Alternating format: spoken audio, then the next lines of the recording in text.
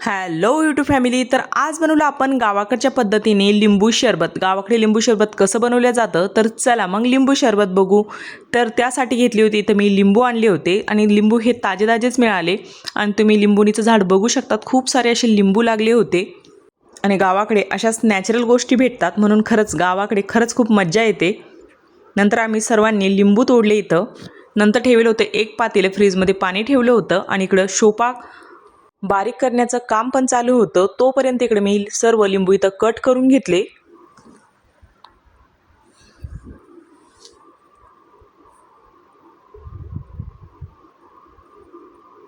आणि नंतर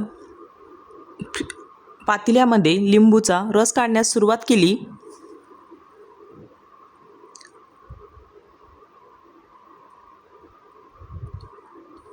उन्हाळा म्हटलं की सगळ्यात अगोदर आठवतं लिंबू सरबत. आणि इथं बच्चे पार्टी पण आता मला मदत करायला लागले होते, म्हणजेच लिंबू वगैरे पिळून देत होते.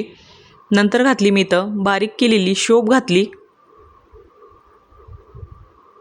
नंतर साखर घातली.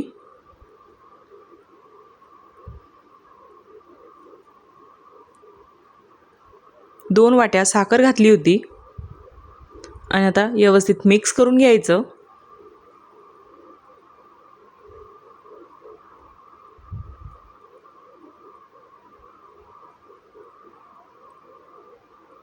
आणि छान असा आपल्या लिंबू सरबतचा सुगंध पण यायला लागला होता.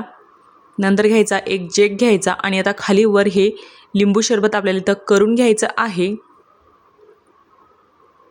जोपर्यंत साखर पूर्णपणे विरघळत नाही तोपर्यंत आपल्याला हे खाली वर करून घ्यायचं आहे लिंबू सरबत.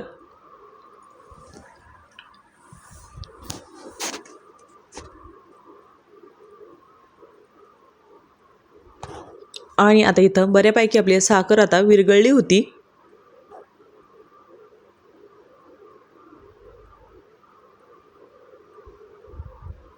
आणि लिंबू सरबत साखर विरघळीपर्यंत लिंबूचे खाप मी तसेच ठेवले होते.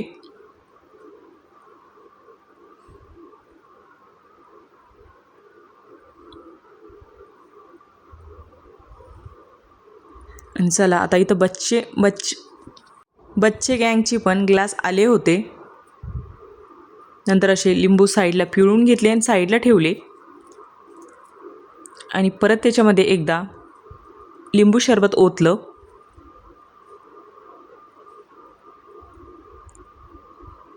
आणि आता इथं चहाच्या गाळणीने गाळून घेतलं. म्हणजेच लिंबू आणि लिंबूच्या ब्या ज्या असतात त्या वेगळं म्हणजे चाळणीतच राहून जाईल. फक्त आपल्याला लिंबू सरबत मिळेल इथं खाली.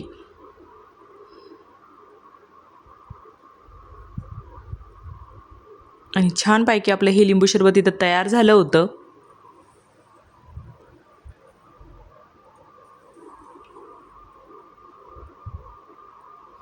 तर असं बनवलं आम्ही गावाकडच्या पद्धतीने लिंबू सरबत आणि सगळ्यांनीच एन्जॉय केलं. नंतर गेलो आम्ही केळीच्या बगीच्यामध्ये आणि तिथं खूप सारे असे केळं पिकले होते. नंतर केळीचा घड घेतला आणि घरी घेऊन आलो. तुम्ही बघू शकतात नॅचरल अशी ही केळी इथं झाडालाच पिकली होती. कोणतंही केमिकल वगैरे काहीच नव्हतं वापरलेलं, झाडावरच पिकलेली होती. नंतर मुलांनी पण सर्वांनीच खाल्ली. आणि नंतर इकडं महादेवाची पण आंघोळ चालू होती.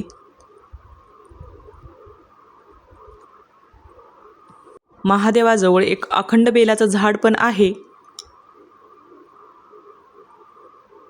आणि महादेवाची आंघोळ वगैरे झाल्यानंतर आम्ही गेलो तिळाच्या कुरडया वाळू घालायला. म्हणजे आम्ही आता तिळाच्या कुरडया बनवल्या होत्या.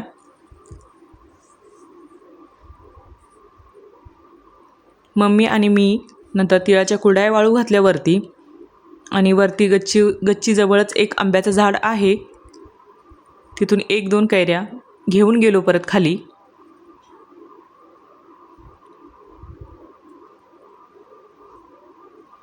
आणि बघा हे आंब्याला खूप साऱ्या अशा कैऱ्या लागल्या होत्या.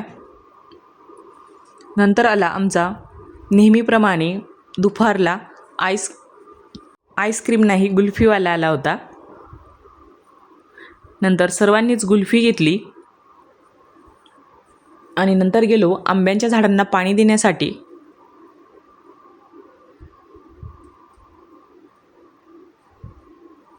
आणि ह्या मोठल्या कैऱ्या त्या पण खूप साऱ्या अशा कैऱ्या आल्या होत्या. नंतर सर्व झाडाला इथं पाणी दिलं गेलं.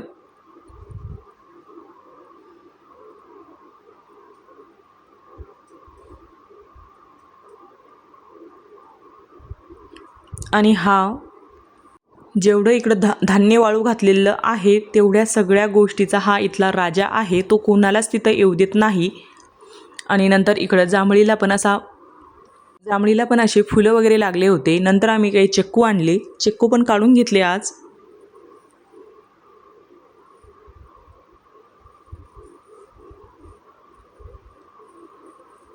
नंतर गेलो संध्याकाळचा बेत होता. डाळ बाटी आणि वांग्याची भाजी होती, त्यामुळे आम्ही अगोदर वांगे घेऊन आलो शेतातून.